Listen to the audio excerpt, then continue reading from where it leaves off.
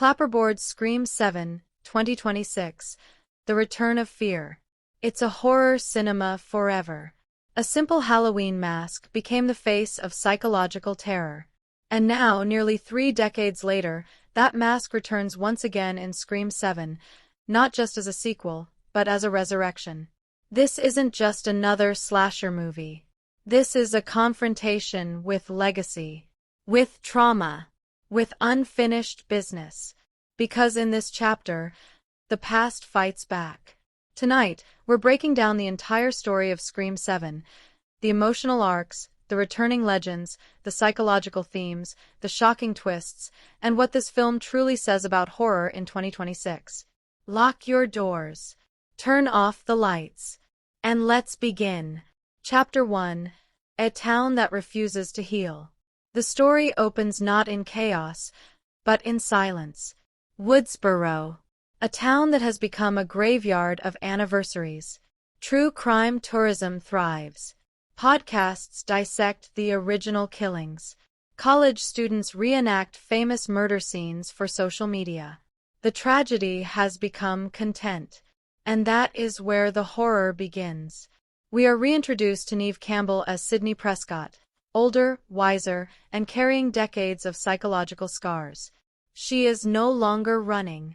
She has built a life away from the spotlight. A husband, children, distance. But trauma doesn't care about distance. When a new Ghostface killing erupts, staged to mirror the original 1996 murders, Sidney realizes something terrifying. This isn't random. This is personal. Chapter 2. The First Kill. A Message Written in Blood. The opening kill sequence is one of the most disturbing in the franchise. A teenage girl, alone at home. A phone call. But this time, the caller doesn't ask about horror movies. He asks about legacy. Instead of trivia about slasher films, he questions her about the rules of survival. He mocks the idea that trauma makes you stronger. And then he says something chilling. This story never belonged to you. It belonged to me. When she's murdered, the crime scene contains a detail that freezes investigators. A photo of Sidney Prescott from 1996. This is no copycat. This is someone rewriting history. Chapter 3. The Return of the Survivors. The news spreads fast. And with it comes the return of familiar faces. Courtney Cox reprises Gale Weathers, older, sharper, and no longer chasing headlines for fame. She now questions whether her books fueled the mythology of Ghostface. Did she help turn a killer into legend? Then comes the most unexpected return. Mathew Lillard, reprising Stu Macker. But here's the twist. He's not back as a ghost. He's alive. 4 years, it was assumed Stu died in 1996. But Scream 7 reveals that he survived, imprisoned under a sealed identity to prevent public hysteria. And now someone is killing in his name. Chapter 4. The Psychological War. This chapter of the franchise doesn't just rely on jump scares. It weaponizes memory. The killer recreates scenes from past films, but slightly altered. A garage door death, but reversed roles. A school hallway chase, but live-streamed. A hospital attack, broadcast anonymously online. The message is clear. This isn't about killing. It's about narrative control. The killer wants to prove that horror evolves, and that the original survivors are outdated relics. And Sidney begins to wonder, is this about revenge? Or about replacement? Chapter 5. Trauma as Inheritance. One of the strongest themes in Scream 7 is generational trauma. Sidney's children are now old enough to understand who their mother is. Classmates whisper. Teachers stare. The internet never forgets. Ghostface doesn't just attack physically. He attacks psychologically. Sidney receives videos, edited montages of her worst moments. Screams from the past layered over new footage. The killer isn't hunting her body. He's hunting her identity. Chapter 6. Stu Macker, monster or myth. The film's boldest decision is bringing Stu back, not as a villain, but as a symbol. He is interviewed in prison, calm, almost amused. He claims he's innocent of the new murders. He says something cryptic. "You made me immortal. I don't need to kill again. You keep doing it for me." The film questions society's obsession with true crime. Did fans romanticize him? Did media mythologize him? Did horror culture create a villain too powerful to die? Chapter 7. The Midpoint Massacre. At the film's midpoint, a brutal sequence unfolds during a memorial screening of the original Stab movie. Lights go out. Emergency exits lock. Ghostface appears, not one, but two. This confirms what fans suspected. We're dealing with partners. But unlike previous films, these killers are organized, strategic, and patient. This is not chaos. This is orchestration. Chapter 8. The Reveal. The third act brings the classic Scream formula. The unmasking. But this time, it's layered. The first killer is revealed as a horror studies professor, someone who believes the franchise became too safe. He wants to restore fear. But he's not the mastermind. The second reveal shocks Sidney. It's someone connected to the original investigation, a child of a past victim, radicalized by online communities that blame Sidney for everything. Their motive isn't fame. It's ideological revenge. They believe Sidney's survival came at the cost of others. Chapter 9. Final Confrontation. The climax returns to where it all began.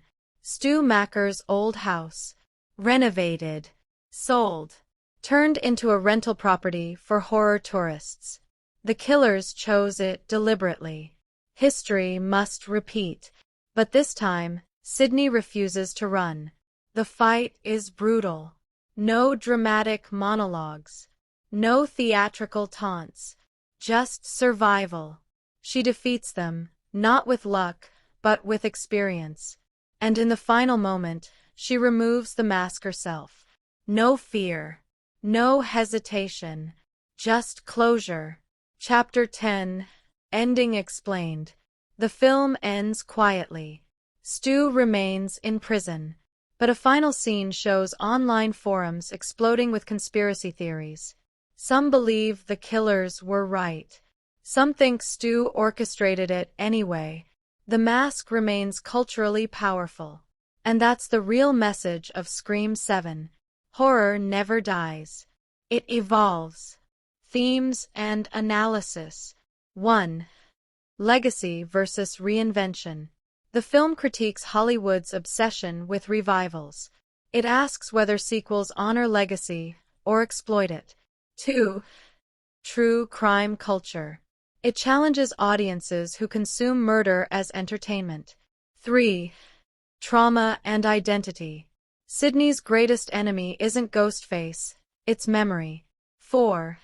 Mythology of villains. By keeping Stu alive, the film blurs the line between monster and media creation. Cast spotlight. Neve Campbell delivers her most emotionally layered performance yet. Courtney Cox grounds the film with realism. Mathew Lillard adds unpredictable tension. Surprise appearances elevate nostalgia without overpowering the new narrative. Final verdict. Scream 7 is not just another sequel. It is a commentary on franchise fatigue, media exploitation, trauma commodification, the immortality of horror icons. It respects the past, but refuses to be trapped by it. And in doing so, it becomes one of the boldest entries in the franchise. If you're ready, I will now begin.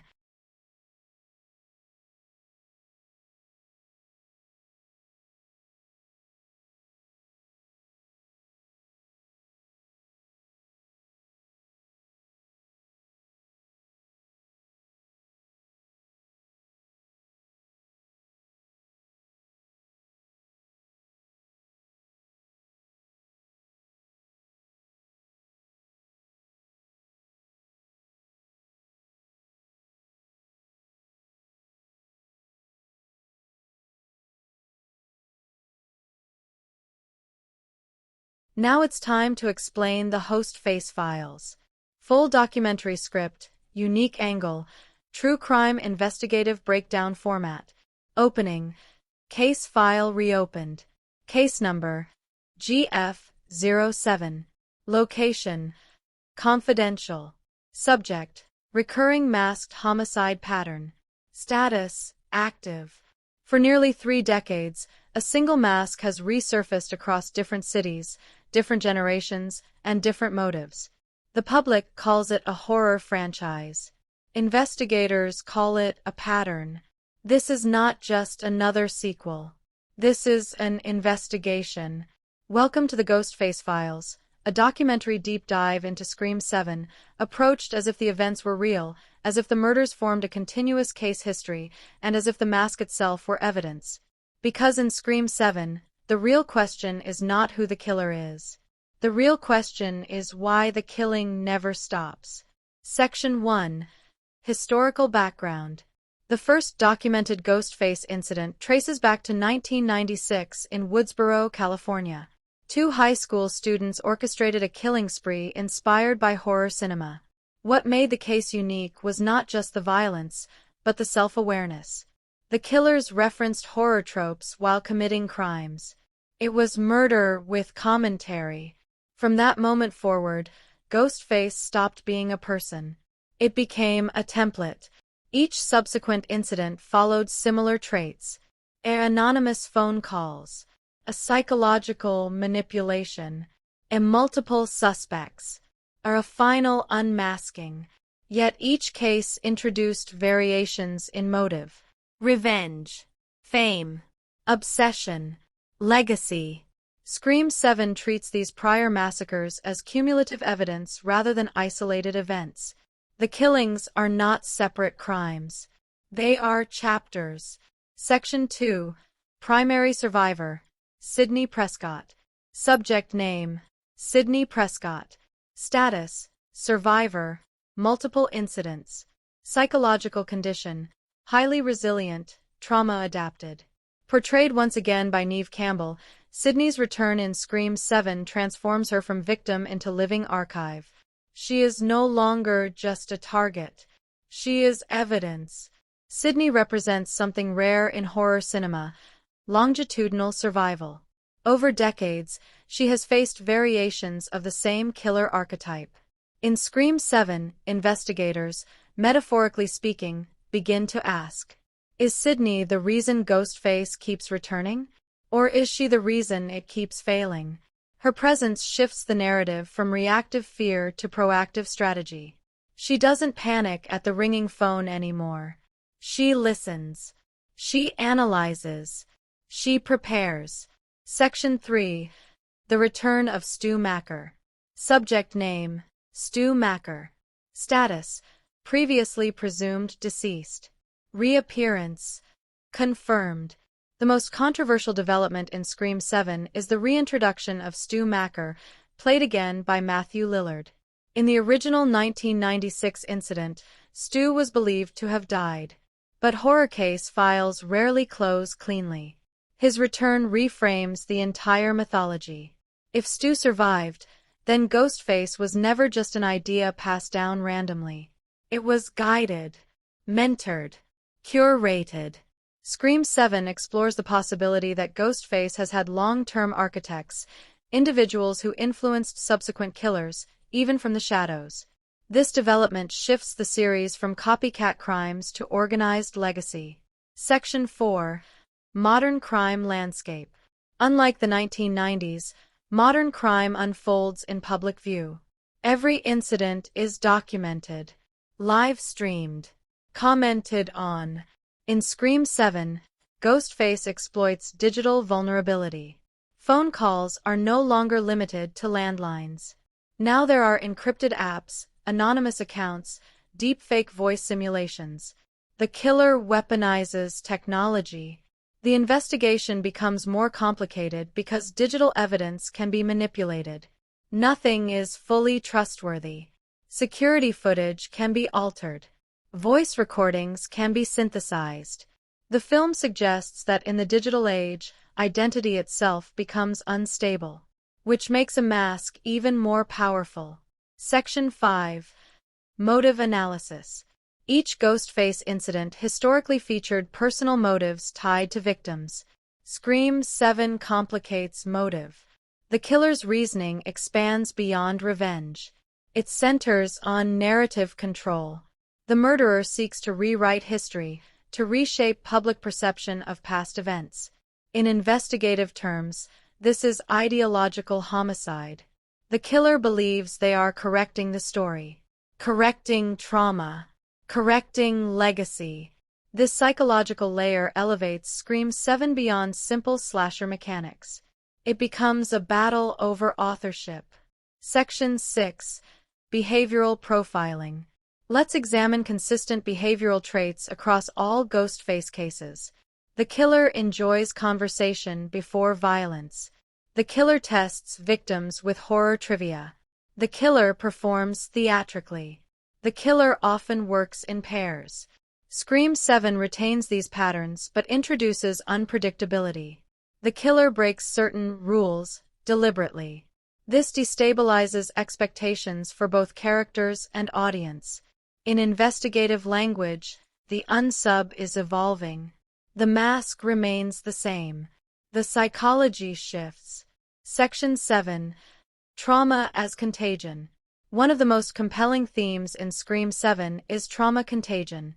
Every new generation inherits the psychological residue of previous massacres. Children of survivors grow up in shadow. Communities remain stigmatized. Media coverage immortalizes violence. The film implies that Ghostface is not just a person. It is an infection, an idea that spreads through unresolved pain. Sidney represents immunity, but immunity requires constant vigilance. Section 8. Interrogation dynamics. Scream 7 adopts a more interrogation-driven narrative structure. Characters question each other intensely. Trust fractures quickly. No one is above suspicion. This approach mirrors true crime documentaries, where interviews reveal contradictions and subtle tells. Close-up cinematography emphasizes micro-expressions. Pauses in dialogue become suspicious. Silence becomes evidence. The audience is forced into detective mode. Section 9. The mask as symbolic evidence. Physical evidence. Black robe, white mask.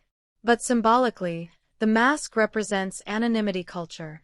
Online, anyone can hide behind a username. Offline, Ghostface hides behind expressionless plastic. Scream 7 draws a direct parallel between digital anonymity and physical disguise. The scariest part isn't the knife. It's the invisibility. Section 10. Escalation pattern.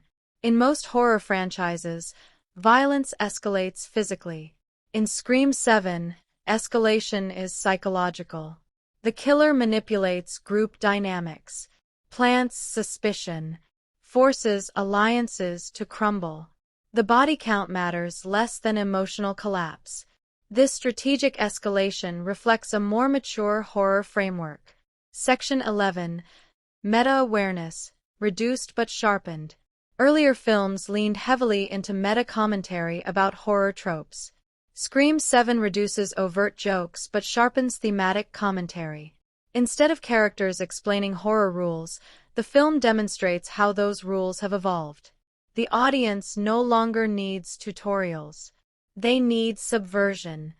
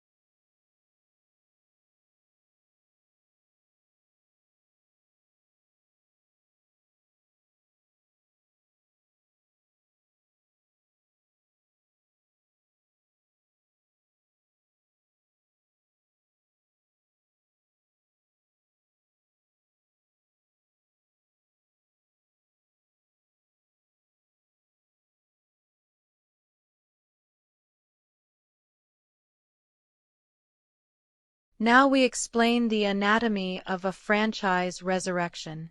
Opening sequence: when a franchise refuses to die. In Hollywood, death is rarely permanent, especially if it's profitable. For nearly 30 years, one masked killer has refused to stay buried. The black robe, the elongated white mask, the voice that asks one simple question: what's your favorite scary movie? But Scream 7 is not just another horror sequel. It is a test of legacy, a test of audience loyalty, a test of whether a franchise born in the 90s can survive the ruthless, algorithm-driven cinema landscape of 2026. This documentary explores how Scream 7 represents more than just another Ghostface attack. It represents the anatomy of survival, not for the characters, but for the franchise itself. Chapter 1: The Business of Fear. Hollywood does not operate on emotion. It operates on risk assessment. When the original Scream was released in 1996, it redefined the slasher genre. But that success was lightning in a bottle, a perfect storm of self-awareness, youth culture, and razor-sharp writing. Fast forward to the modern era. Studios no longer gamble on originality. They resurrect intellectual property. They mine nostalgia. They revive brands that already carry audience recognition. Scream 7 exists in this ecosystem, where horror is not just storytelling. It is strategy. The studio behind the film understands one brutal truth: if a franchise pauses too long, it becomes irrelevant. If it repeats itself too often, it becomes parody. Scream 7 walks that tightrope. Chapter 2: Reclaiming Sidney Prescott. One of the defining factors of Scream 7's production was the return of Neve Campbell as Sidney Prescott. Sidney is not just a character. She is the emotional backbone of the franchise. Previous installments experimented with shifting focus to a younger generation, but audience response revealed something powerful. Scream without Sidney feels incomplete. In Scream 7, her return is not nostalgia bait. It is structural reinforcement. The franchise recalibrates around its original survivor. This move signals a shift in power, back to legacy, back to roots, back to the woman who defined the final girl for an entire generation. Chapter 3: The Return of the Impossible. Perhaps the most shocking casting revelation was the return of Mathew Lillard as Stu Macker. Stu, one of the original killers from 1996, was presumed dead. His reappearance in Scream 7 represents something radical: franchise mythology expansion. Rather than dismiss fan theories, the film embraces them. It acknowledges the internet culture surrounding conspiracy, alternate endings, and character survival speculation. This is not random fan service. It is calculated myth-building. The franchise evolves from slasher series into horror mythology. Chapter 4: Generational Power Shift. Scream 7 does something unique. It confronts generational displacement. Horror franchises often struggle when transitioning from original leads to new characters. Fans resist change. Studios fear alienating core audiences. Instead of fully replacing legacy characters, Scream 7 integrates them with new figures. The narrative tension mirrors real-world tension. Old Hollywood versus New Hollywood. Legacy actors versus digital age stars. Traditional cinema versus streaming culture. The film becomes symbolic of this power shift. Chapter 5: Horror in the Streaming Era. In 1996, audiences consumed horror in theaters. In 2026, audiences consume horror everywhere. Streaming platforms, short-form clips, reaction videos, true crime podcasts. Scream 7 recognizes this transformation. The narrative incorporates modern media behavior, not as parody, but as structural tension. Characters don't just fear being killed. They fear being recorded. They fear going viral. They fear becoming content. Ghostface is no longer just a murderer. Ghostface is a headline. Chapter 6. Production Tone Shift. Previous installments leaned heavily into meta-comedy. Scream 7 deliberately darkens its tone. The lighting is colder. The pacing is slower. The dialogue is sharper, less playful. This tonal shift reflects a maturing audience. Viewers who watched the original film as teenagers are now adults. The franchise ages with them. The humor remains, but it cuts deeper. Chapter 7. The Economics of Legacy Franchises. Let's examine the economics. Legacy horror franchises thrive on three pillars: recognizable iconography, controlled budgets, strong opening weekends. Ghostface remains one of the most cost-effective horror icons in cinema. No heavy prosthetics, no CGI monsters, just a mask and tension. Scream 7 benefits from this simplicity. It doesn't need explosive spectacle. It needs atmosphere and character investment. That formula keeps financial risk moderate while maintaining franchise value. Chapter 8. Cultural Commentary. The Scream franchise has always mirrored cultural anxiety. In the 90s, media violence debates. In the 2000s, sequel fatigue. In the 2010s, reboot culture. In 2026, Scream 7 tackles identity fragmentation. Who are we online versus offline? How does trauma evolve when broadcast publicly? The killer's motive reflects obsession with narrative ownership. In a world where everyone documents their lives, controlling the story becomes power. Ghostface doesn't just want victims. Ghostface wants authorship. Chapter 9. Industry Politics. Behind every horror sequel lies studio negotiation, casting contracts, creative direction disputes, fan backlash management. Scream 7 navigates delicate industry terrain. It must satisfy a longtime franchise loyalists, a younger horror audiences, a critic skeptical of endless sequels. Balancing those audiences is a political act. The film cannot lean too heavily into nostalgia, nor can it abandon its roots. That balance defines its success. Chapter 10. The Final Girl Evolution. Sidney Prescott's evolution across 7 films reflects changing female representation in horror. She began as a reactive survivor. She evolved into a proactive strategist. In Scream 7, she becomes something else entirely. A symbol of endurance.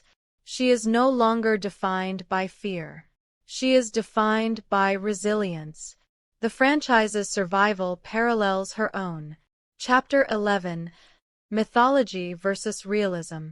One of the most daring elements of Scream 7 is its expansion of mythology. Earlier films maintained grounded realism. Killers were human, motives were personal.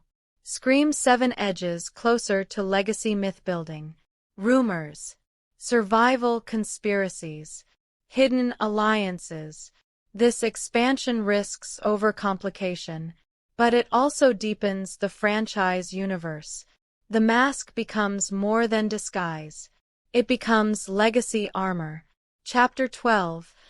The Power of Iconography. Few horror images are as instantly recognizable as Ghostface.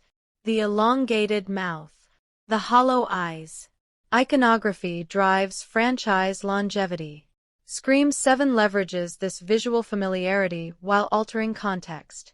The mask appears in new environments, urban settings, digital reflections, security footage angles.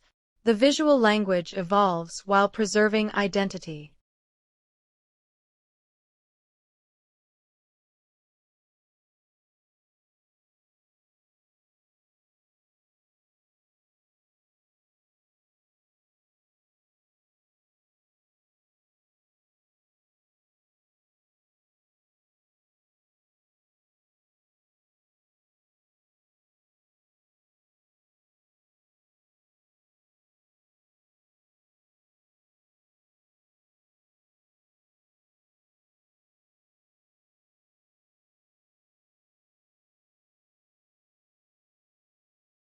Now we go to explain inside the mind behind the mask. The voice in the dark. You hear the phone ring. You hesitate. You already know who it is. But you answer anyway, because curiosity is stronger than fear. That's how it always begins. This is not the story of a survivor. This is not the story of a hero. This is the story of a voice. The voice behind the mask. Welcome to a psychological explain of Scream 7, told from inside the mind of Ghostface, not as a monster, but as a constructed identity. Because Ghostface isn't born. Ghostface is chosen. Section 1. I am not a person. I am not a single human being. I am an idea. An inheritance. A reaction. In every generation, someone feels invisible. Unheard. Overshadowed by legacy. And then they find the mask. In Scream 7, Ghostface becomes less about revenge and more about reclamation. Reclaiming attention. Reclaiming narrative. Reclaiming power. The mask doesn't create violence. It liberates suppressed obsession. Section 2. The Shadow of Survival. Sidney Prescott has survived again and again. Portrayed once more by Neve Campbell, she represents endurance. But endurance can cast a shadow. When someone survives repeatedly, they become myth. And myths attract challengers. Scream 7 frames Sidney not only as a hero, but as a symbol that some individuals resent. How can one person survive so much? How can one narrative dominate history? Ghostface emerges as a countermyth. If Sidney is resilience, Ghostface is resentment. Section 3. Legacy as burden. The return of Stu Macker, once thought dead, reintroduces legacy in a dangerous way. Played again by Mathew Lillard, Stu's presence in Scream 7 suggests that ideas don't die easily. Whether physically alive or spiritually influential, his role symbolizes something crucial. The origin of Ghostface was theatrical. It was performative. Scream 7 leans into that theatricality. The killer doesn't just murder. They stage scenes. They curate suspense. They perform fear. Because Ghostface is an audience-aware identity. And performance feeds ego. Section 4. The need to be seen. Inside the mind of Ghostface lies one central hunger. Recognition. In a world oversaturated with content, anonymity feels suffocating. Social media rewards spectacle. True crime rewards notoriety. Scream 7 positions Ghostface as a product of visibility culture. The killer doesn't just want victims. They want headlines. They want to trend. They want to interrupt the endless scroll. Violence becomes a shortcut to relevance. Section 5. Why the phone call matters. The call always comes first. The voice always taunts. Why? Because control begins with conversation. Ghostface enjoys psychological dominance before physical violence. Scream 7 emphasizes dialogue more than previous entries. Longer conversations. More probing questions. The killer studies fear. The call isn't just intimidation. It's assessment. Who panics? Who resists? Who lies? The phone call is a psychological audition. Section 6. The mask as freedom. Why the mask? Because the mask removes consequence. When identity disappears, inhibition fades. Scream 7 explores anonymity not just physically but digitally. Encrypted messages, anonymous accounts, voice modulation technology. The mask is now both costume and algorithm. Ghostface becomes an avatar, and avatars allow people to act without restraint. Section 7. The franchise as metamirror. Scream has always commented on itself, but Scream 7 deepens that reflection. Ghostface understands the rules of horror, but now also understands audience expectations. The killer anticipates suspicion patterns. Knows viewers expect multiple killers. Knows legacy characters carry immunity assumptions. So the killer manipulates these expectations. In this film, the mind behind the mask isn't just strategic. It's culturally aware. Section 8. Envy of immortality. Sidney survived. The franchise survived. But individual killers always die. That imbalance creates envy. Ghostface as an identity is immortal. But the person beneath the mask is disposable. Scream 7 subtly explores this contradiction. Why sacrifice yourself for a role that outlives you? Because immortality through symbol is seductive. You may die, but the legend continues. Section 9. Trauma recycling. Ghostface is born from trauma, but also perpetuates it. Scream 7 suggests trauma can become addictive. Revisiting it, reenacting it, rewriting it. The killer may believe they are correcting history, but in reality, they are trapped by it. Sidney moves forward. Ghostface circles backward. Section 10. Fear as performance art. Each attack in Scream 7 is carefully staged. Lighting choices emphasize isolation. Mirrors appear frequently, suggesting fractured identity. The killer positions victims in symbolic settings tied to franchise history. These are not random acts. They are statements. Ghostface treats murder as narrative punctuation. Every act pushes the story forward. Section 11. Paranoia as weapon. Ghostface rarely works alone historically. Scream 7 plays with alliance paranoia. The killer manipulates friend groups, plants suspicion, encourages accusations, because emotional collapse is more satisfying than physical defeat.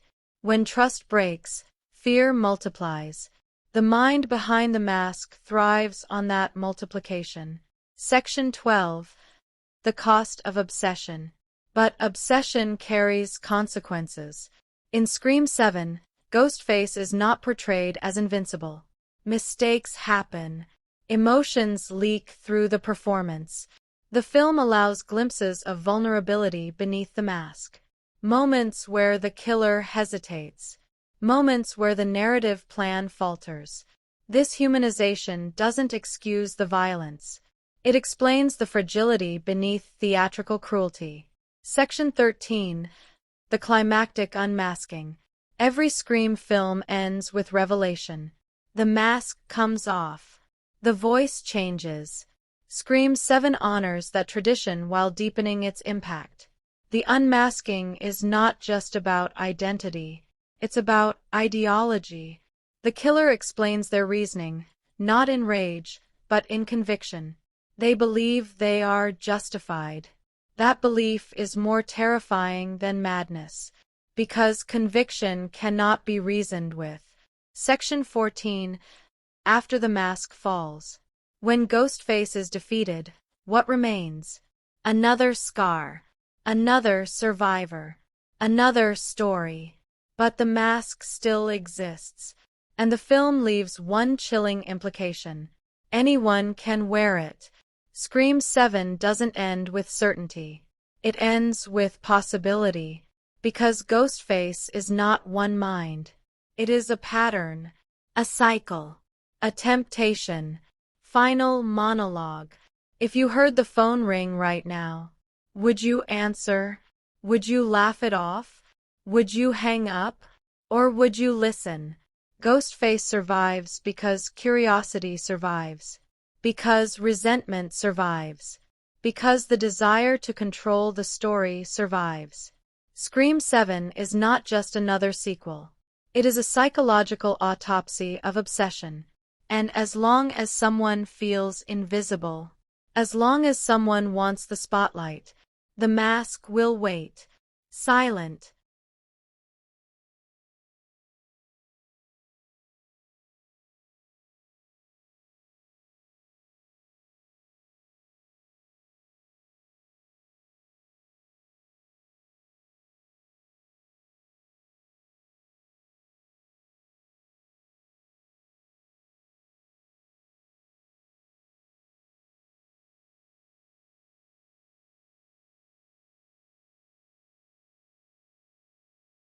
Now we explain. A legacy written in blood. Part 1. The Woodsboro beginning, 1996. The story begins in a quiet California town. Teenagers. High school halls. Suburban calm. Then the phone rings. Two students initiate a killing spree inspired by horror films. Their crimes are theatrical, self-aware, and rooted in personal revenge. Sidney Prescott becomes the primary target, but she survives. That survival changes everything, because in horror history, survival creates legend, and legend creates obsession. The first Ghostface dies, but the idea lives. Part 2. Copycat Chaos, 1997. The second wave strikes at college. This time, the killings are more public. More brazen, more symbolic. The violence spreads beyond Woodsboro, proving something critical. Ghostface is replicable. The mask does not belong to one person. It belongs to whoever claims it. Sidney survives again. Each survival reinforces her myth. Each attack strengthens the Ghostface identity. Part 3. Hollywood Exploitation, 2000. The third chapter shifts to Hollywood itself. A movie within a movie. Life imitating art imitating life. This stage of the timeline reveals the franchise's core truth. Violence becomes entertainment. The fictional stab films profit from real trauma. The line between victim and content blurs. By this point, Ghostface is no longer just a killer. It is a cultural phenomenon. Part 4. The Reboot Era, 2011. Years pass. Technology evolves. Social media rises.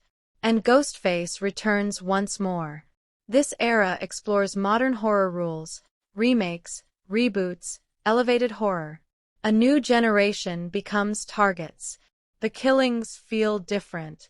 Less about direct revenge. More about cultural commentary. Sidney returns, not as naive victim, but as experienced strategist. Her presence bridges generations. She becomes the connective tissue of the saga. Part 5. Legacy Transition, 2022 to 2023. A new core group emerges. The narrative experiments with shifting focus away from Sidney. This is a risky move. Franchises often struggle during generational handoffs. Ghostface attacks again, this time with deeper emotional ties to past killers. Family connections, hidden identities, bloodline revelations. The mythology expands, but one thing becomes clear. You cannot erase legacy. It always returns. Part 6. The Return of Sidney. Leading into Scream 7, the franchise recalibrates. Sidney Prescott returns to center stage, portrayed again by Neve Campbell. Her comeback signals a shift in tone. This isn't about passing the torch. It's about confronting unfinished business. Sidney is no longer just surviving attacks. She is confronting the root of recurrence. Why does Ghostface keep coming back? Is it coincidence? Or design? Part 7. The Shocking Reappearance. One of the most timeline-altering developments in Scream 7 is the return of Stu Macker, played by Mathew Lillard. Presumed dead since 1996, his reemergence reframes the entire chronology. If Stu survived, then Ghostface was never just a series of unrelated copycats. It was influenced, guided, possibly orchestrated from the shadows. This revelation turns the timeline into something more than random repetition. It becomes a generational conspiracy. Part 8. Technology as Accelerator. Scream 7 exists in a fully digital era. Unlike 1996, anonymity is easier. Voice modulation apps, encrypted messaging, deepfake technology. The mask evolves from physical disguise into digital camouflage. The killer doesn't just hide behind plastic. They hide behind algorithms. This advancement escalates the timeline from local crimes to cultural spectacle. Every murder risks going viral. Every attack becomes trending content. Part 9. Sidney's Evolution. Tracking Sidney's psychological journey across decades reveals the heart of Scream 7. Phase 1. Fearful teenager. Phase 2. Strategic survivor. Phase 3. Protective mentor. Phase 4. Legacy guardian. In Scream 7, she stands at Phase 5. Confrontational architect. She refuses to run. She hunts back. Her evolution mirrors the franchise's growth. Both began as reactionary. Both matured into calculated resilience. Part 10. Patterns in the chaos. Examining the timeline reveals consistent Ghostface patterns. Two killers frequently working together.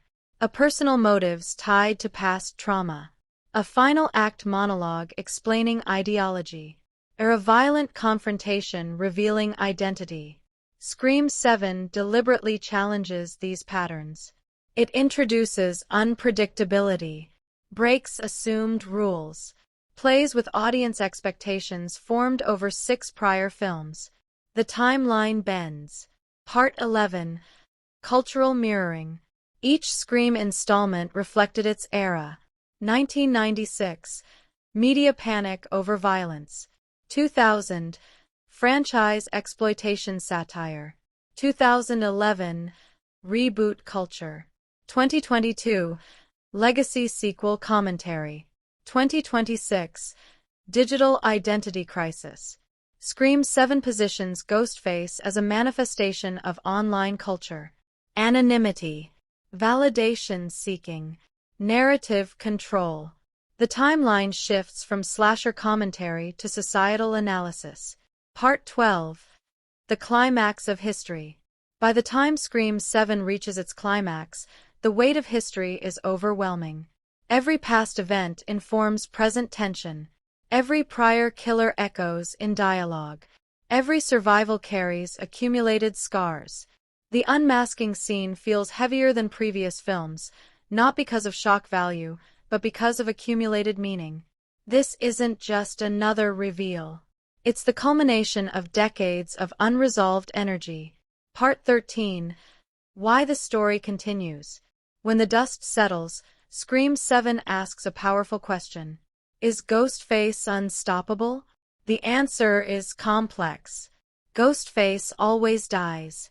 But Ghostface always returns. Because the mask is symbolic. And symbols are recyclable. As long as someone believes the story is incomplete, the cycle can restart. Part 14. A franchise that refuses extinction. Scream 7 is more than Chapter 7. It is proof that horror franchises can evolve instead of decay. Rather than repeat formula blindly, it examines its own history. It acknowledges audience intelligence. It confronts its past. Few horror sagas reach a 7th installment with thematic depth intact. Scream 7 attempts to do exactly that. Final reflection. From Woodsboro to now. A teenager answers a phone in 1996. Decades later, the phone still rings. The mask remains unchanged, but the world around it has transformed. Scream 7 stands as a culmination of legacy, technology, trauma, and cultural obsession. It honors the past without being trapped by it. And most importantly, it reminds us that fear adapts. The story began in a quiet suburban house. Now it exists everywhere. On screens. In headlines. In memory. The timeline may close for now. But the mask is still out there. Waiting.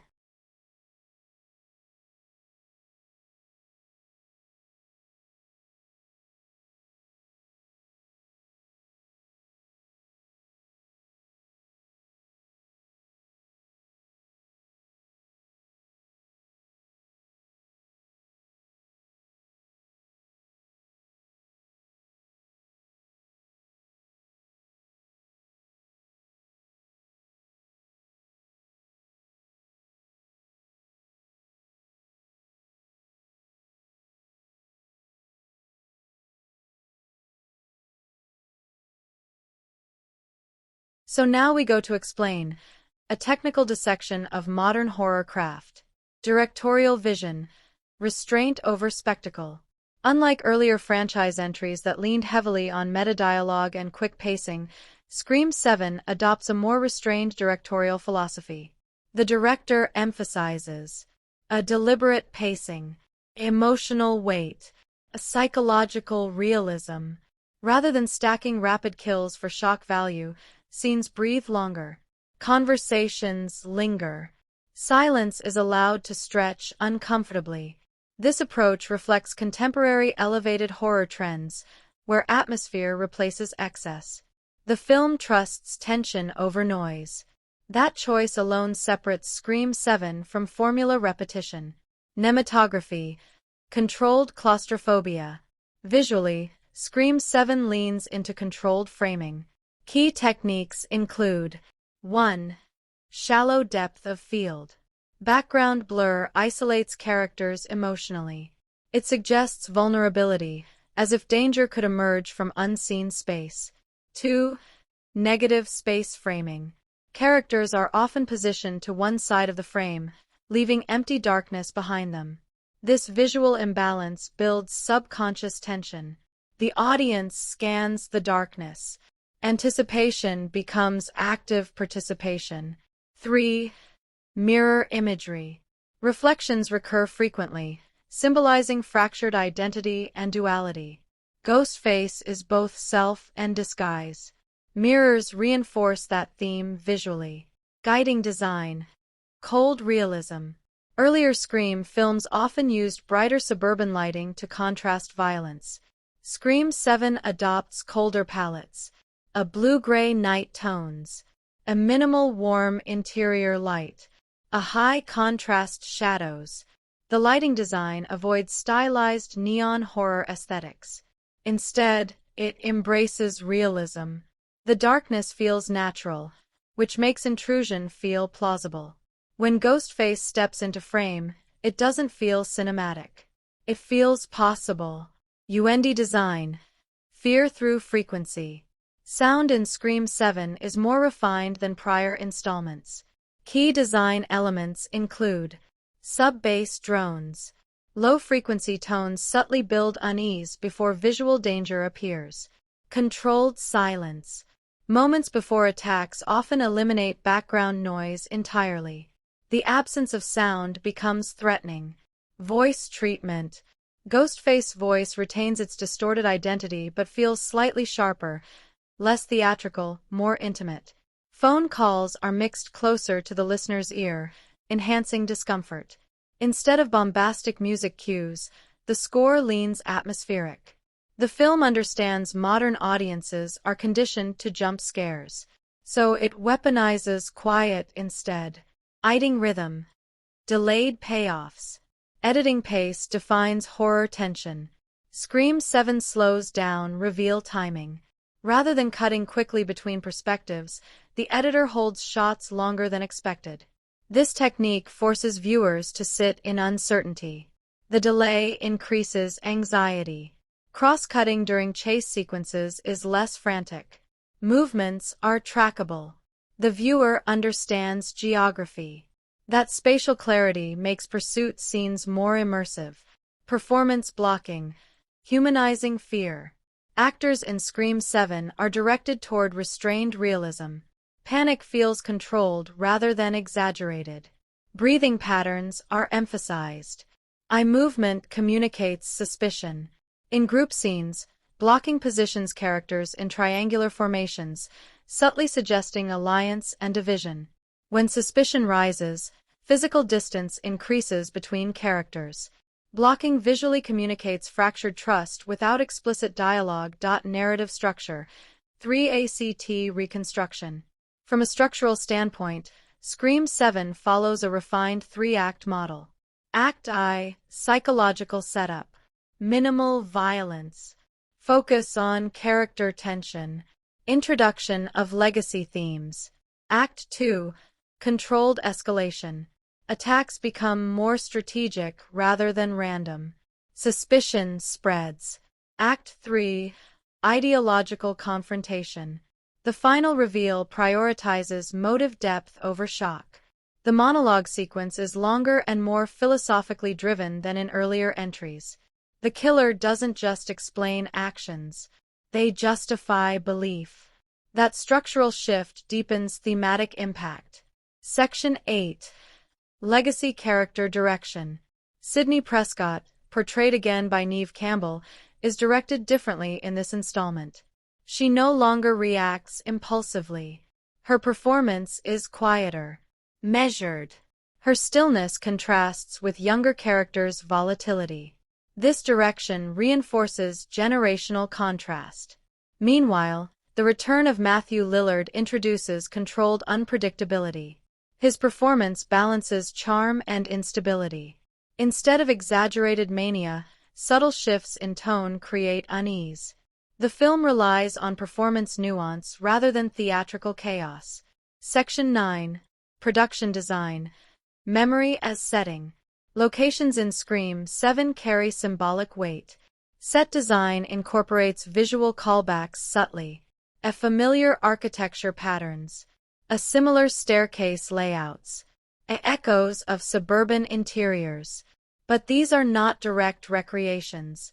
They are thematic rhymes. Production design avoids overt nostalgia replication. Instead, it creates emotional déjà vu. The audience senses familiarity without explicit repetition. Section 10. Camera Movement. Observer versus Participant. Camera motion shifts strategically throughout the film. In early scenes, movement is steady and observational. As tension rises, handheld elements increase slightly. This subtle instability mirrors emotional destabilization. During attack sequences, tracking shots maintain spatial clarity. The camera does not become chaotic. Instead, it remains composed, which heightens realism. Section 11. Meta-commentary evolution. Technically, Scream 7 reduces overt genre commentary dialogue. Instead, meta-awareness is embedded structurally. For example, a suspicion arcs intentionally misleads seasoned viewers. Expected horror beats are delayed or inverted. Red herrings are framed with equal cinematic seriousness. The film trusts audience familiarity with the franchise. Rather than explaining rules, it tests them. Section 12. Thematic color symbolism. Color grading subtly supports narrative themes. Blue tones represent emotional isolation. Muted reds appear only during moments of violence, avoiding oversaturation. This controlled use of red prevents desensitization. When blood appears, it feels disruptive. Color becomes punctuation. Section 13. Franchise maturity.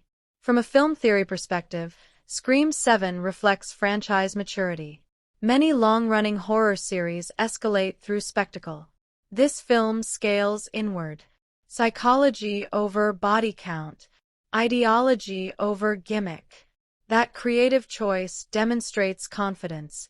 The filmmakers understand that after 7 entries, innovation must be tonal, not just narrative. Section 14. Final Scene Construction. The climax scene is staged with deliberate spatial tension. Characters are positioned across multiple levels, staircases, hallways, doorways. The vertical blocking emphasizes power imbalance. Lighting narrows focus onto faces during confession. The mask removal is held longer than usual.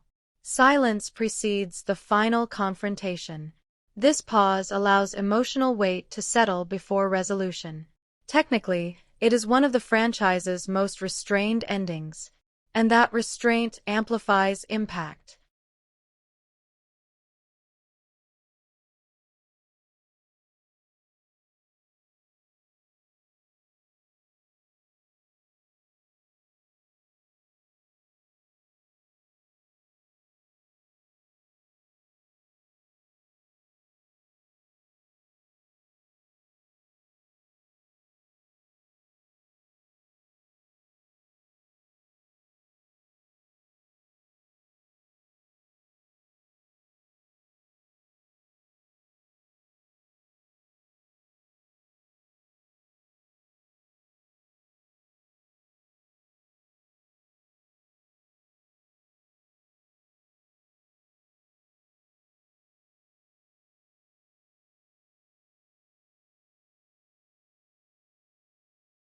It's time to explain a mirror of modern America of Scream 7 movie.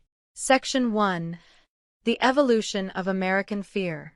When Scream debuted, America feared media influence. The 90s were filled with debates about violent films inspiring real-world crime. Ghostface embodied that anxiety. But America in 2026 fears something different: a digital identity theft, a social media mob culture, the loss of privacy, the manipulation of truth. Scream 7 reflects these modern anxieties. Ghostface is no longer just a horror fan turned killer. Ghostface is a product of hypervisibility culture. In an era where attention equals power, violence becomes amplification. Section 2. Fame as currency. One of the strongest sociological themes in Scream 7 is the commodification of trauma. True crime podcasts dominate streaming charts. Documentaries about murder become binge content. Victims become stories. Stories become profit. In this landscape, Ghostface is both villain and opportunist. The killer understands that fear sells. They understand that headlines create immortality. Scream 7 Senin by blurring lines between tragedy and spectacle. The audience is forced to confront a disturbing question. Are we watching horror or consuming it? Section 3. Generational conflict. Scream 7 positions older survivors alongside younger characters. This dynamic mirrors real-world generational tension. Older generations carry lived trauma. Younger generations inherit its aftermath. Sidney Prescott, portrayed once again by Neve Campbell, represents resilience shaped by analog-era fear. Younger characters represent digital-era anxiety. The contrast is subtle but powerful. Sidney doesn't fear social media exposure. She fears physical violence. Younger characters fear both. This layered anxiety reflects the modern American condition, where physical safety and digital reputation are intertwined. Section 4. The Mask and Anonymity Culture. In the 1990s, anonymity required physical disguise. In 2026, anonymity exists online. Usernames hide identity. Avatars conceal intention. Scream 7 expands Ghostface from mask to metaphor. The killer hides not only behind plastic, but behind encryption, voice modulation, and digital distortion. The film suggests something unsettling. We all wear masks now. Some are digital. Some are emotional. Ghostface becomes a symbol of fragmented identity. Section 5. Trust in decline. Modern American society faces a trust deficit. Distrust in media. Distrust in institutions. Distrust in each other. Scream 7 mirrors this collapse of certainty. Every character is suspicious. Friend groups fracture quickly. Alliances shift constantly. The narrative emphasizes paranoia as a survival instinct. In this world, assuming innocence is dangerous. This mirrors a society conditioned to question everything. Section 6. Legacy and cancel culture. Another sociological layer in Scream 7 involves legacy scrutiny. In contemporary culture, the past is constantly reevaluated. Old actions resurface. Old statements resurface. Reputation is fragile. The return of Stu Macker, portrayed again by Mathew Lillard, reopens historical wounds within the narrative. If the past was never fully resolved, can it truly stay buried? Scream 7 suggests that unfinished history always returns. Not just in horror films. In society. Section 7. Trauma as identity. Modern culture often integrates trauma into personal identity. Survivors tell their stories publicly. Communities rally around shared pain. Scream 7 explores the psychological complexity of that visibility. Sidney's survival is empowering, but it is also permanent. She cannot separate herself from her trauma. It defines public perception. This reflects real-world dynamics, where individuals are often reduced to their worst experiences. The film questions whether healing is possible when the world keeps replaying your story. Section 8. The viralization of violence. Scream 7 operates in a world where every incident risks going viral. Bystanders film events instead of intervening. Online communities speculate in real time. The killer understands this ecosystem. Ghostface manipulates timing and visibility. Attacks are staged for maximum disruption. The film critiques the speed at which tragedy becomes trending content. In doing so, it challenges the audience's role. Are we witnesses or participants? Section 9. Horror as social satire. The Scream franchise has always contained satire, but Scream 7 deepens it. Rather than overtly mocking horror tropes, it satirizes cultural behaviors, outrage cycles, online conspiracy theories, instant judgment without evidence. Characters accuse each other based on suspicion rather than proof. This reflects modern digital discourse. The real horror is not just the killer. It is the collective panic. Section 10. Masculinity and power. Ghostface identity shifts across films, but power dynamics remain central. Scream 7 subtly critiques toxic expressions of masculinity tied to control and recognition. The desire to dominate narrative. The need to outsmart everyone. The hunger for attention. These traits mirror broader cultural conversations about ego and entitlement. The film doesn't preach. It reflects. Section 11. American Suburbia Revisited. Suburban America once symbolized safety. Scream shattered that illusion in 1996. Scream 7 revisits suburban spaces but frames them differently. Now, danger doesn't just enter from outside. It emerges from within networks of trust. Neighbors aren't strangers. They're followers. Classmates aren't anonymous. They're online profiles. The illusion of privacy has eroded. Suburbia is no longer isolated. It is connected and exposed. Section 12. The psychology of relevance. At its core, Scream 7 asks, what does it mean to matter? In an era of constant content creation, relevance feels temporary. Ghostface represents extreme desperation for permanence. Violence becomes a shortcut to historical imprint. This mirrors a culture obsessed with legacy. The irony is clear. The killer seeks immortality through destruction. But destruction always leads to defeat. The mask survives. The individual does not. Section 13. Why the franchise endures. Scream continues because it adapts. Each installment reflects the era it inhabits. Scream 7 reflects 2026 America. Digitally connected. Emotionally fragmented. Hyper-aware. Deeply anxious. It doesn't rely solely on nostalgia. It evolves thematically. That evolution keeps the franchise culturally relevant. Now we explain Scream 7, Character Autopsy. Inside every mind. This is a character autopsy. Section 1. Sidney Prescott, the architect of survival. Portrayed once again by Neve Campbell, Sidney Prescott is no longer defined by fear. She is defined by control. Psychological profile. A high trauma exposure. Adaptive resilience. A hyper-awareness of threat. Strategic thinking. In early installments, Sidney reacted to violence. In Scream 7, she anticipates it. Her body language is controlled. Her speech is deliberate. She doesn't panic when the phone rings. She analyzes tone. She measures words. Her trauma has evolved into tactical intelligence. But there is a cost.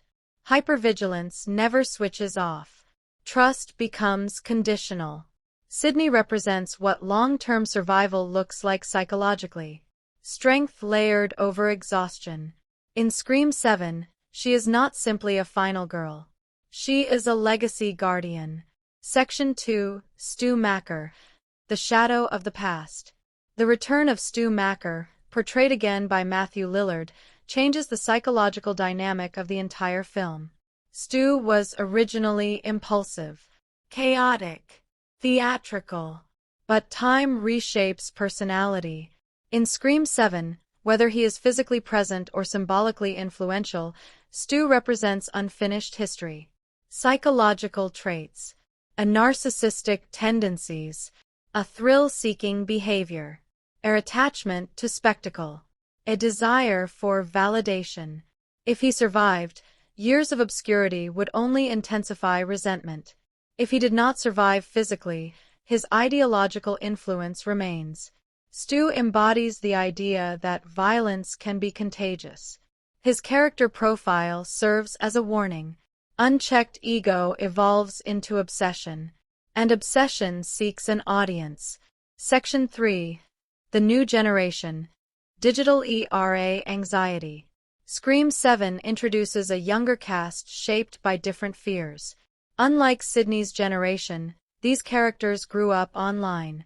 Their identities exist in dual form: offline personality, online persona. Psychological observations. A fear of public exposure. A reputation anxiety. A social validation dependence. Performative confidence masking insecurity. This generation does not just fear being killed. They fear being recorded, being misrepresented, being judged. That added psychological layer makes them uniquely vulnerable. Ghostface exploits not just physical fear, but digital paranoia. Section 4. The Friend Group Dynamic. Scream thrives on group suspicion.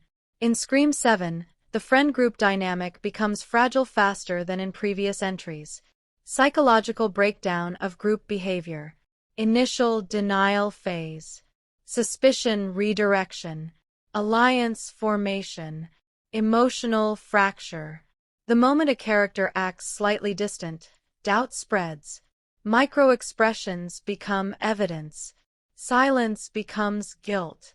The group turns inward. This breakdown mirrors social trust collapse in modern society.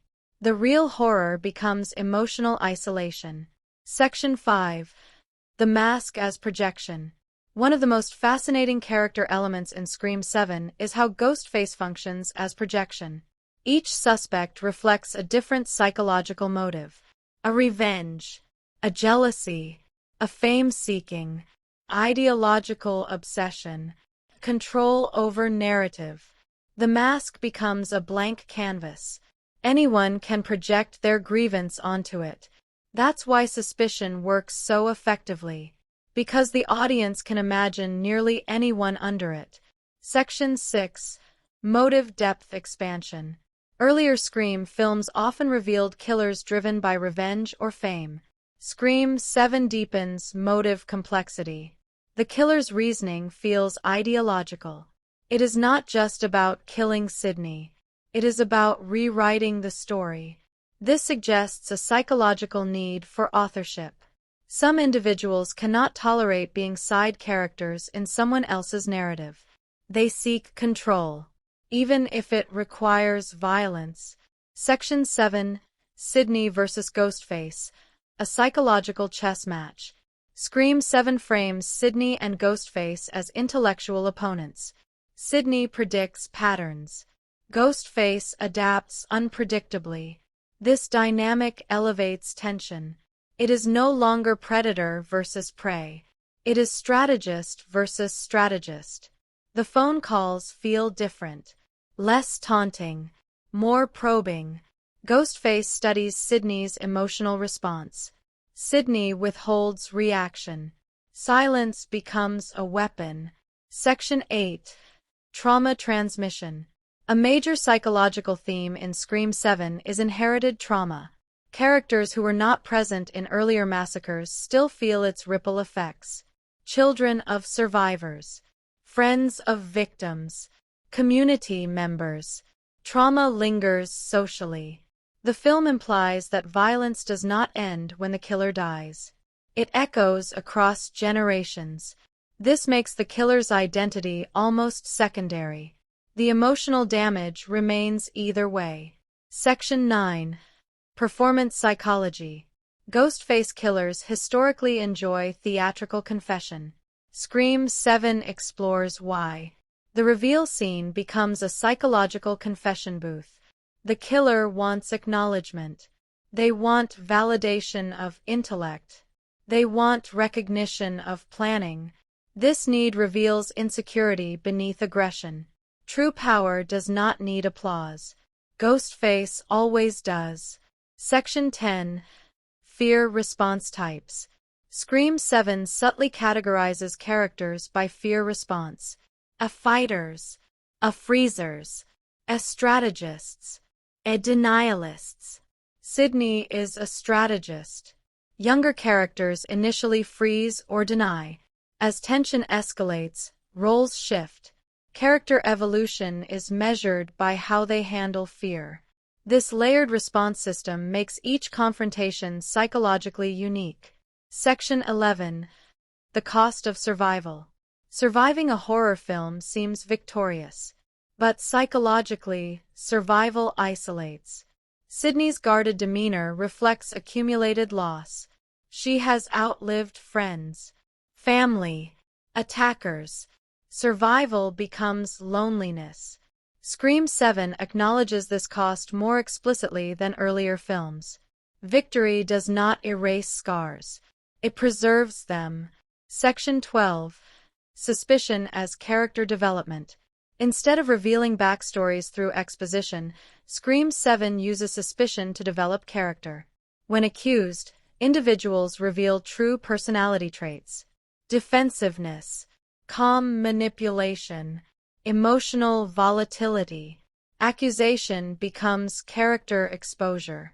The killer thrives in that chaos. Section 13. The unmasking as identity collapse. When Ghostface is finally revealed, the psychological shift is immediate. Voice tone changes. Body posture changes. The mask removal is symbolic of identity collapse. The person beneath must justify actions. They must rationalize violence.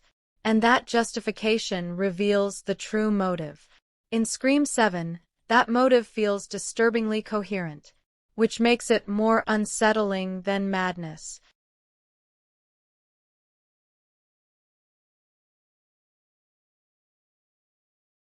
When a horror franchise survives 3 decades, it stops being just a series of films. It becomes a mirror, a commentary, a cultural scar that never fully heals. And that's exactly what makes Scream 7 different before it even begins. This isn't just another sequel. This isn't just another masked killer with a knife. This is a franchise staring at its own reflection, asking whether horror can still shock us, in a world that has already seen everything. Because the truth is, the scariest thing about Scream 7 might not be Ghostface.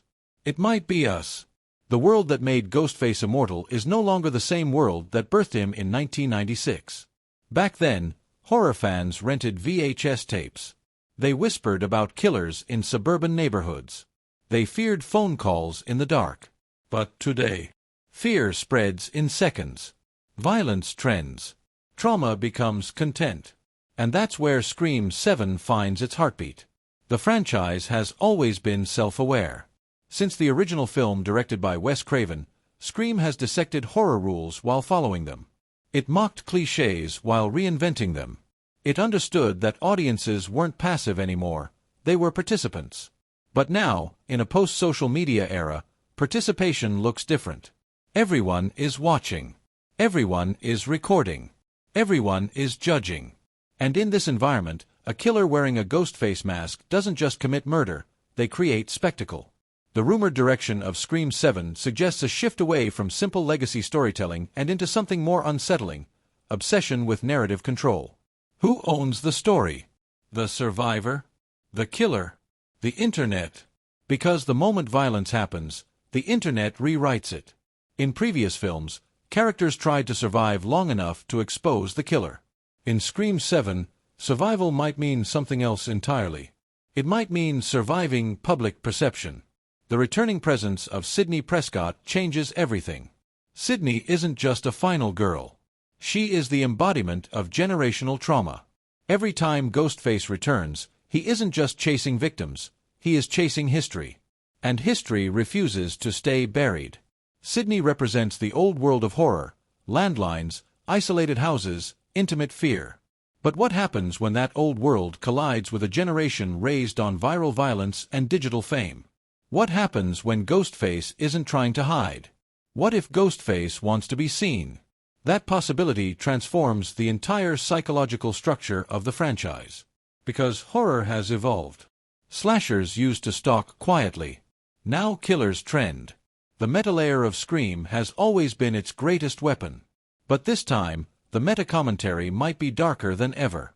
Instead of parodying horror tropes, Scream 7 could be dissecting franchise fatigue itself. Why do we keep watching? Why do we crave the return of Ghostface? Is it nostalgia? Or are we addicted to ritualized violence wrapped in clever dialogue? The franchise understands its audience too well. It knows that every new installment is dissected online within hours. Theories form instantly. Suspects are predicted frame by frame. Surprise becomes nearly impossible. So how do you shock an audience that expects to be smarter than the movie? You make them complicit. Imagine a narrative where suspicion spreads not just among characters, but among viewers themselves. A story where every returning legacy character becomes a suspect not because of clues, but because of history. Because in the world of Scream, history is motive. Every survivor carries guilt. Every survivor carries anger. And trauma has a way of mutating. The emotional weight of Sidney's return could signal something deeper, a confrontation with legacy. Not just the franchise's legacy, but her personal one. She has survived multiple killing sprees. She has buried friends. She has watched Ghostface evolve. But survival leaves scars. And scars change people. What if the true horror of Scream 7 is not the knife, but the possibility that trauma reshapes morality? The franchise has always toyed with this question, but never fully crossed the line. This installment has the potential to explore what happens when being a survivor becomes its own psychological prison. Meanwhile, the Ghostface mask itself remains one of horror cinema's most recognizable symbols. Simple, white, expressionless. But expressionless masks are powerful because they reflect nothing, and therefore everything. Ghostface is whoever the story needs him to be. Jealous lover, fame seeker, family avenger, horror fanatic. The mask doesn't define the motive. The motive defines the mask. And that flexibility is why the character endures. Unlike supernatural killers like Michael Myers or Jason Voorhees, Ghostface is human. Vulnerable. Bleeding. Replaceable.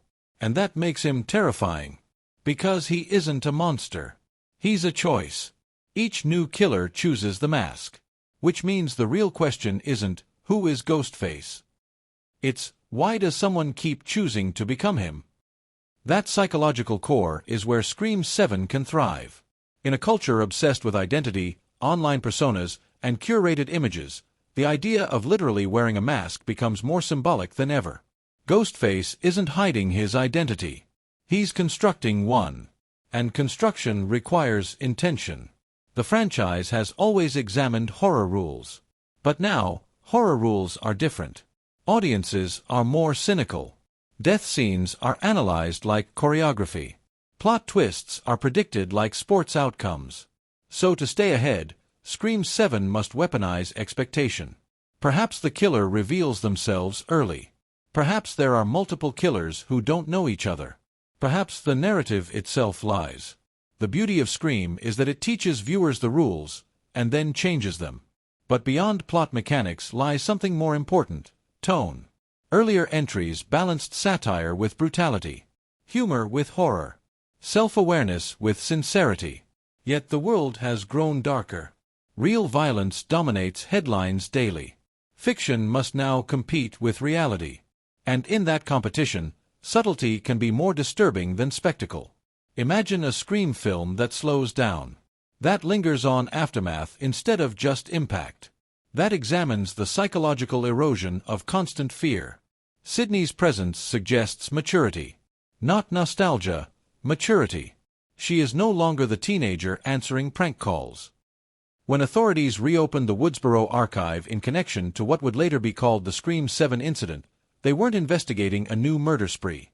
They were investigating a failure to predict escalation. Because unlike previous Ghostface attacks, this time there were warning signs buried in plain sight, digital footprints scattered across forums, anonymous message boards, archived live streams dissecting old massacres frame by frame. The killer wasn't hiding in the shadows. The killer was studying publicly. To understand the seventh incident, we must first understand the mythology. Ghostface has never been a single individual. That fact separates this franchise from other horror icons like Michael Myers or Freddy Krueger. Those figures are singular embodiments of evil. Ghostface is modular, replaceable, human. And because the mask can be worn by anyone, the pattern shifts each time. Investigators reviewing the Woodsboro legacy noticed something chilling. Every Ghostface killer believed they were correcting a narrative. Revenge, fame, artistic vision, moral retribution. Each one justified murder as storytelling. That's what makes the Scream 7 case uniquely disturbing. Because this time, the narrative wasn't about revenge. It was about control. When reports surfaced that Sidney Prescott had returned to Woodsboro quietly, years after building a life away from the spotlight, online speculation reignited immediately.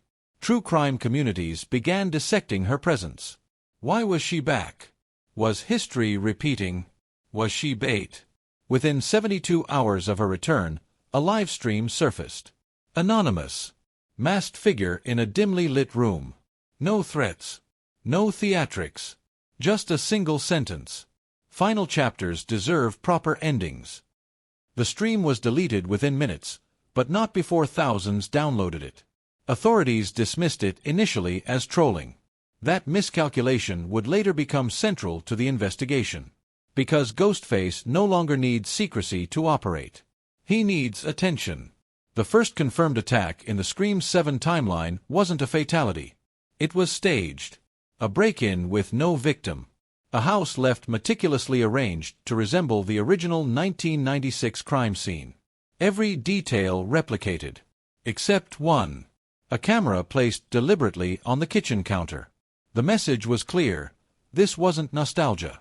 This was documentation. The killer wanted the process recorded. This shift from reactionary violence to premeditated performance marks the evolution of the Ghostface persona. Previous killers sought cinematic flair, but they operated within narrative surprise. This one wanted analysis. Every step mirrored past patterns, but with slight deviations, like a researcher testing hypotheses. Phone call scripts altered by a single word. Victim profiles adjusted subtly from traditional archetypes. The rules of horror discussion, once playful meta-commentary, now resurfaced in online essays written weeks before attacks occurred.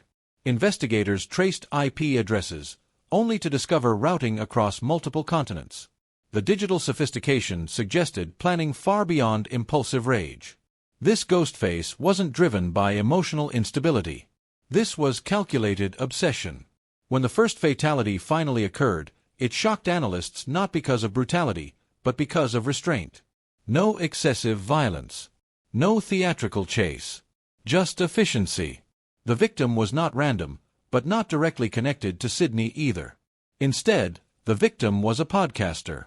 A host of a series dedicated to analyzing every Ghostface killer psychologically. The symbolism was unmistakable. The killer was eliminating interpreters. Controlling the narrative by silencing commentary. That act reframed the entire investigation. This wasn't revenge against Sidney. This was war against interpretation. As fear spread, media outlets amplified speculation. Every news panel featured so-called experts revisiting the legacy of Wes Craven and debating whether the franchise had inspired real-world pathology. That discussion played directly into the killer's objective. Chaos of meaning. The more theories circulated, the more the killer's power grew. Sidney's involvement became increasingly complex. Unlike prior incidents where she was central target, this time she was peripheral, almost observational. Which raised a terrifying possibility. What if she wasn't the destination? What if she was the catalyst? Investigators uncovered archived emails sent anonymously to multiple Woodsboro survivors months before the attacks. The emails contained detailed critiques of their past decisions, questioning morality, survivors' guilt, and the commercialization of trauma. One line repeated in every message: "You survived because it was narratively convenient." That accusation cuts deeper than any blade. It suggests the killer viewed prior massacres not as tragedies, but as poorly written stories. And now, they intended to fix the ending. The Ghostface identity has always thrived on partnership. Two killers operating simultaneously, manipulating suspicion. But evidence in Scream 7 indicates something different: fragmentation. Multiple individuals inspired by a shared manifesto, but not necessarily collaborating. A decentralized Ghostface. That possibility terrified authorities. Because how do you unmask an idea? If anyone can wear the mask independently, the suspect pool becomes infinite. The investigation turned psychological. Profilers constructed a composite not of one personality, but of ideological alignment. Common traits emerged: hyperliteracy in horror media, resentment toward legacy characters, obsession with authenticity, desire to disrupt predictable arcs. In essence, the killer hated repetition, which is ironic, given Ghostface's cyclical return. Meanwhile, Sidney remained guarded. Interviews with her during the crisis reveal exhaustion more than fear. She had faced Ghostface repeatedly. She understood survival. But this time, unpredictability wasn't physical, it was conceptual. The killer wasn't chasing her. The killer was rewriting her. In one intercepted message posted anonymously on a fan forum, a chilling theory surfaced. The only way to end the franchise is to end the protagonist. Whether this was written by the killer or an admirer remains unclear. But the idea spread rapidly. Public anxiety shifted from "Who is Ghostface?" to "Will Sidney finally die?" And that shift accomplished exactly what the killer wanted: control over stakes. When the second fatality occurred, it targeted a studio executive rumored to be developing another in-universe film adaptation of the Woodsboro murders. Again, symbolism. Punishing commercialization. The killer positioned themselves as both critic and executioner. This ideological layer elevates the Scream 7 incident beyond simple slasher narrative. It becomes commentary on franchise culture itself. The climactic confrontation, pieced together from surviving witness accounts, unfolded not in a house or theater. The Return of Fear. Why Scream 7 is more than a sequel. Horror franchises rarely survive this long without becoming predictable. Yet somehow, for nearly 3 decades, Scream has done the impossible. It has evolved without losing its blade. Scream 7 arrives not just as another slasher installment, but as a confrontation with legacy itself. This is no longer about masked killers chasing teenagers through suburban homes. This is about history catching up. This is about trauma aging. This is about whether horror can still surprise an audience that has already seen everything. And at the center of it all stands the woman who refuses to die. Sidney Prescott. The legacy of a final girl. When Scream first premiered in 1996 under the direction of Wes Craven, it redefined the final girl archetype. Sidney wasn't just a survivor, she was intelligent, emotionally layered, and painfully human. She wasn't waiting to be saved. She fought back. But surviving once is different from surviving repeatedly. By the time we reach Scream 7, Sidney is no longer just a character. She is a living archive of violence. Each Ghostface attack carved something into her psyche. Friends lost. Family destroyed. Trust fractured. So what does it mean for her to return again?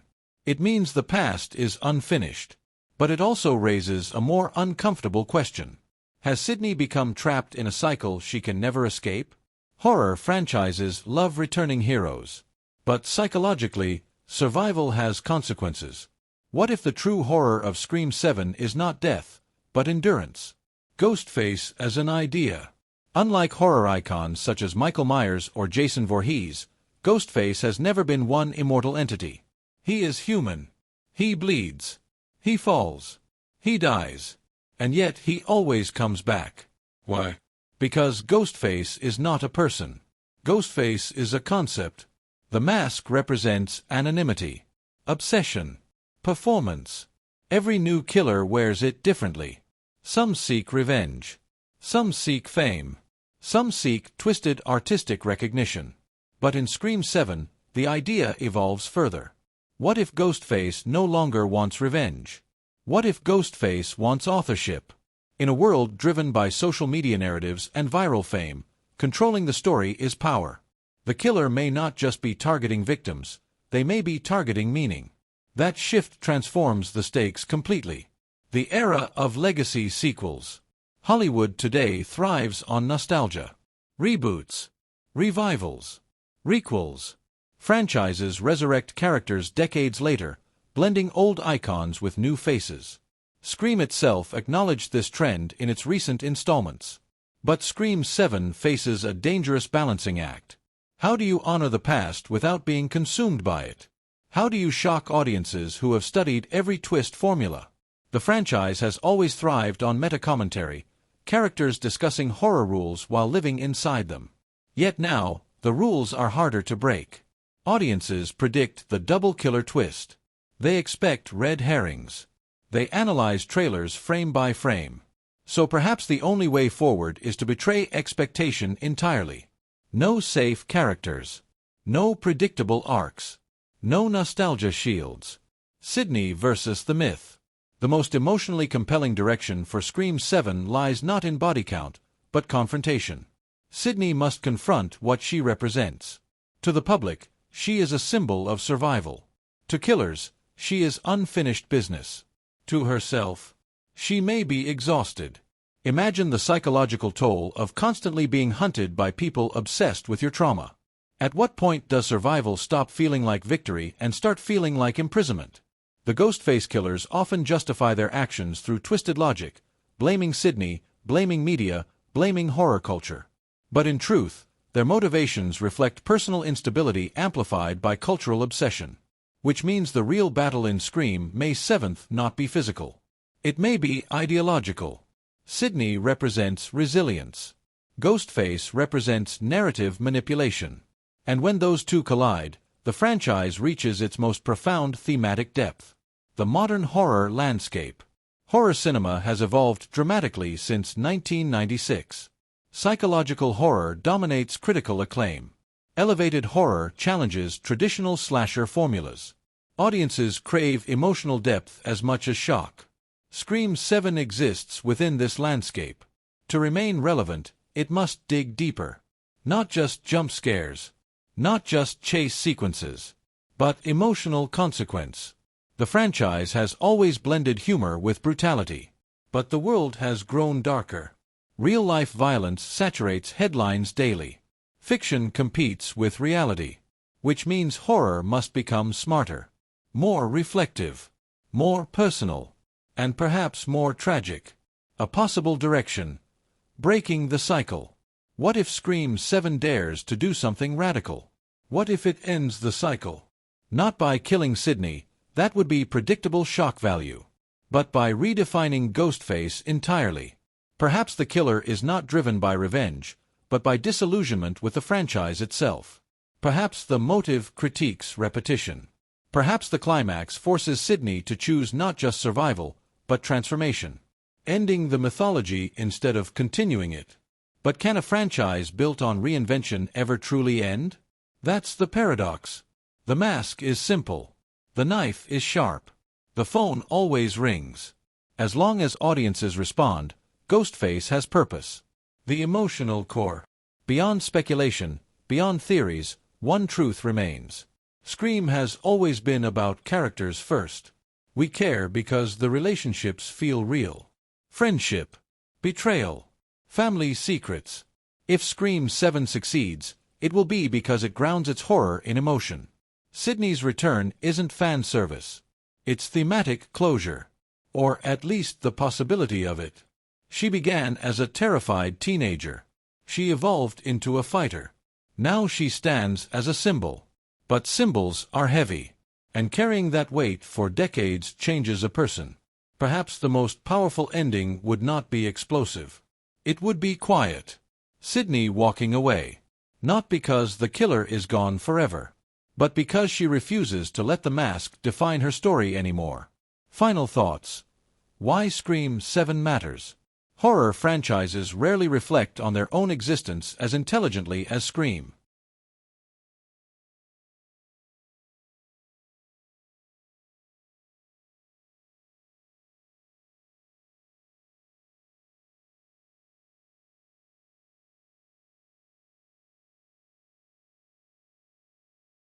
What if we've been wrong this entire time? For decades, audiences have asked one question whenever a new Scream film arrives. Who is Ghostface? But what if that question is too small? What if the real question should be, who created Ghostface? Not the mask, not the costume, but the myth. And what if the answer has been standing in front of us since 1996? In Scream 7, the franchise has an opportunity to do something unthinkable, to turn the camera inward and challenge the very foundation of its own narrative. Because what if the survivor isn't just surviving? What if the survivor is shaping the story? The Sidney paradox.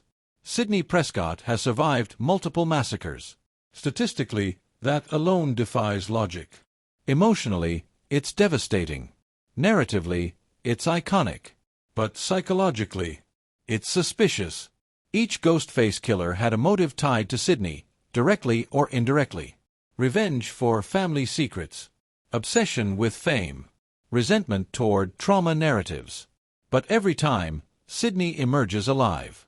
Stronger. More resilient. And more central to the mythology. Here's the unsettling possibility. What if Ghostface doesn't exist without Sidney?